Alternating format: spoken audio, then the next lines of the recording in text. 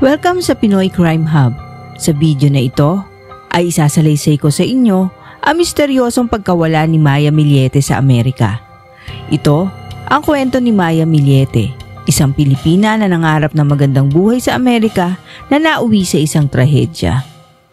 Si Maya Dulosan Tabalanza Millete ay isang Pilipina na ipinanganak noong May 1, 1981 sa Ilocos Sur, Philippines. Siya ang ikalimang anak sa 6 na magkakapatid ni Pablito at Noemi Tabalanza. Sa murang edad, pinakita ni Maya ang kanyang katalinuhan. Nagtapos siya sa elementarya bilang isa sa top 5 ng kanyang klase sa edad na 12 anyos. Noong March 1995, sa edad na 13 anyos, lumipat si Maya kasama ang kanyang pamilya sa Honolulu, Hawaii. Doon, nag-aral siya sa Admiral Arthur Radford High School kung saan naging aktibo siya sa mga club tulad ng dance and theater at nagtapos ng high school na may honor. Pagkatapos ng high school, taong 1997, nagpatuloy si Maya sa pag-aaral sa University of Hawaii, Manoa. Dito ay nakilala niya si Larry Millete at kalaunan ay naging magkasintahan sila. Si Larry Millete ay pinanganak sa California noong 1977. Lumipat siya mula sa San Diego, California patungong Hawaii noong 1997 matapos maaresto dahil sa isang insidente ng gang-related assault noong siya ay minor de edad pa lamang. Taong 1999, nagpakasal sila Maya at Larry sa Oahu, Hawaii at kalaunan ay napagdesisyonan nila magtungo sa San Diego, California upang doon na manirahan. Si Larry Millete ay nagsilbi bilang corpsman sa US Navy mula 1999 hanggang 2005. Pagkatapos ng kanyang serbisyo militar, nagtrabaho siya bilang isang optician sa Naval Medical Center San Diego kung saan siya ay nagsagawa ng mga karaniwang tungkulin sa optika. Ayon sa record ng militar, siya ay tumanggap ng pistol sharpshooter ribbon na nagpapahiwatig ng kanyang kasanayan sa paggamit ng baril. Samantalang si Maya ay naging civilian employee sa US Navy, partikular sa Naval Information Warfare Center sa San Diego, California. Bilang isang supervisor contract specialist, kilala siya bilang isang masipag, mahusay at respetado ng kanyang mga kasamahan sa trabaho. Noong January 7, 2021, biglang naglaho si Maya Millete. Huling nakita si Maya sa bahay ng kanilang pamilya bandang alas 5 ng hapon. Napag-alaman din na tumawag siya sa kanyang abogado na isang divorce attorney noong umaga ng araw na yon. Lumalabas sa isinagawang investigasyon na nais na pala niya makipaghiwalay kay Larry simula pa noong taong 2020. Ayon sa pahayag ni Larry sa pulis at media, nagkaroon din silang mag-asawa ng pagtatalo ng gabing iyon. Kalaunan ay natuklasan sa pamamagitan ng security camera footage na may mga malalakas na putok na kahalintulad ng mga baril na narinig sa kanilang lugar ng gabing iyon. Kinabukasan, nakita sa isang video si Larry Millete na iniaatras ang kanilang itim na Lexus GX 460 sa posisyong hindi kita ang likuran ng sasakyan sa kamera. Ayon kay Larry, dinala raw niya ang Lexus sa Solana Beach kasama ang kanilang mga anak. Kalaunan ay kinumpiska ng Chula Vista Police Department ang sasakyan. Dumating ang mga kamag-anak ni Maya upang kamustahin siya noong January 8, 2021. Ngunit sinabi ni Larry na nakakulong si Maya sa kanyang silid simula pa noong nakaraang araw. Nang bumalik ang mga kamag-anak ni Maya kinaumagahan at pinilit si Larry na buksan ang pinto, natagpo ang walang tao ang silid at walang bakas ni Maya. Agad nagsampa ng ulat na nawawalang tao ang kapatid ni Maya na si Marie Chris sa Chula Vista Police Department.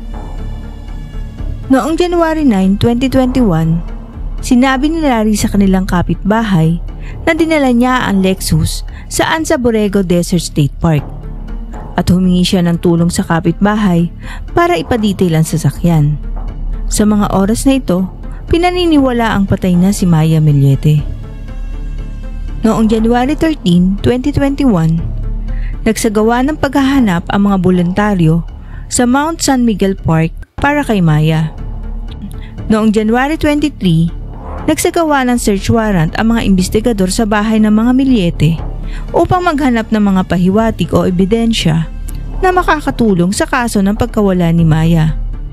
Noong buwan din na iyon, kumuha ang mga kamag-anak ni Maya ng mga pribadong investigador upang tumulong sa paghahanap. Noong February 5, 2021, nagsagawa ng media briefing ang Chula Vista Police Department at Pamilya Millete upang hikayatin ang publiko na tumulong sa paghahanap. May natagpo ang kalansay sa Orange County na pinaghinalaang kay Maya, ngunit kalaunay napatunayang kalansay ito ng isang lalaki. At sa huli, napag-alamang buto ito ng hayop. Noong April 1, 2021, isinagawa ng Chula Vista Police Department ang isang search warrant sa bahay ng tiyahin at tiyuhin ni Larry Millete. Dito ay nakumpiska ng mga investigador ang ilang mga baril at iba pang ebidensya mula sa bahay na matatagpuan sa Bucharest Drive sa loob ng lungsod ng San Diego. Nagpatuloy pa rin ang mga voluntaryong paghahanap para kay Maya Millete. At noong huling bahagi ng June, sa isang event para sa Filipino-American Friendship Day, pinasigla ang kamalayan ng publiko ukol sa patuloy na paghahanap kay Maya. Noong huling bahagi ng October 2021, nagsagawa ng paghahanap malapit sa Salton Sea, Fish Creek at Glamis. Hanggang sa kanyang pagkakaaresto, hindi kailanman sumali si Larry Millete sa kahit anong paghahanap. Noong unang bahagi ng November, muling bumalik ang mga searchers at nagpatuloy ang mga lingguhang paghahanap para kay Maya hanggang December 2021. Si Larry Millete ay nahaharap sa kasong first-degree murder kaugnay sa pagkawala ng kanyang asawang si Maya Millete noong January 2021. Bagaman hindi pa natatagpuan ang katawan ni Maya, siya ay tinuring ng patay. Si Larry ay inaresto noong October 2021 at noong November 4, 2021, tinanggihan ang kanyang hiling na piyansa dahil sa panganib umano siya sa komunidad. Mananatili si Larry Millete sa kustudiya habang hinihintay ang paglilitis kaugnay sa kasong pagpatay sa kanyang asawa na si Maya Millete. Noong November 10, 2021, sinabi ng hukom na ang pansamantalang kustudiya ng mga anak ni Maya at Larry Millete ay sa pangangalaga ng magulang ni Larry. Pinayagan din ng judge na magkaroon ng regular na pagdalaw si Marie Chris, ang kapatid ni Maya, at ang kanilang pamilya sa mga bata. Noong January 8, 2022, nagsagawa ng prayer vigil bilang paggunita sa isang taong pagkawala ni Maya Millete. Nagpatuloy ang paghahanap kay Maya hanggang 2022 na may mga operasyon sa buwan ng August at September. Noong August 2024, napanalunan ni Marie Chris, ang kapatid ni Maya, ang laban sa kustudiya para sa mga anak ni Maya at Larry, na dati ay nasa pangangalaga ng mga magulang ni Larry. Habang isinasagawa ang proseso ng pagresolba sa guardianship case, pinayagan pa rin ang komunikasyon sa pagitan ng mga bata at ni Larry sa pamamagitan ng pagsulat, ngunit kailangan dumaan muna ang mga ito sa pagsusuri ng isang taong itinalaga ng korte. Si Larry Millete ay haharap sa paglilitis sa kasong pagpatay sa nawawalang asawang si Maya. At sa loob ng 2 linggong preliminary hearing, ipinirisinta ang mga ebidensya at testimonya na nagpapakitang humingi si Larry Millete ng tulong mula sa mga kamag-anak at mga spellcaster upang pilitin si Maya na talikuran ang kanyang planong makipaghiwalay. Ayon sa mga testimonya, habang unti-unting bumabagsak ang kanilang pagsasama, nagsimula si Larry na makipag-ugnayan sa ilang miyembro ng pamilya ni Maya at humiling na kausapin si Maya upang baguhin ang kanyang desisyon. Naging seloso at possessive si Larry. May mga pagkakataon na hindi niya kasama si Maya, kaya naglagay si Larry ng cellphone sa sasakyan ni Maya upang matunton ang kinaroroonan nito. Batay sa ebidensyang inilahad, Gumastos si Larry ng $1,154 para sa mga mahika or spell na inaakala niyang makakapagpanatili sa pagmamahal ng kanyang asawa at makakapigil sa paghihiwalay nila. Sa ibang pagkakataon, hiniling umano ni Larry na masaktan, magkasakit o magkaroon ng bangungot si Maya bilang parusa o para mapilitan itong umasa at manatili sa kanya.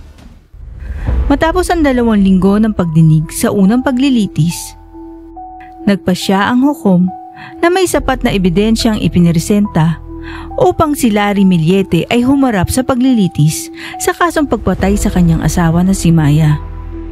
Si Judge Dwayne Morin ay isang dating public defender at dating taga-usig sa San Diego, California.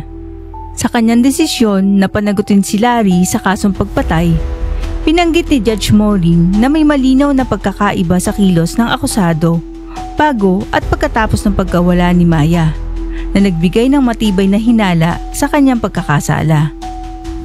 Kahit hindi pa rin natatagpuan ang bangkay ni Maya, binanggit ni Judge Morin na may umiiral na batas na nagpapahintulot sa mga kasong pagpatay na umusad kahit walang bangkay na natatagpuan.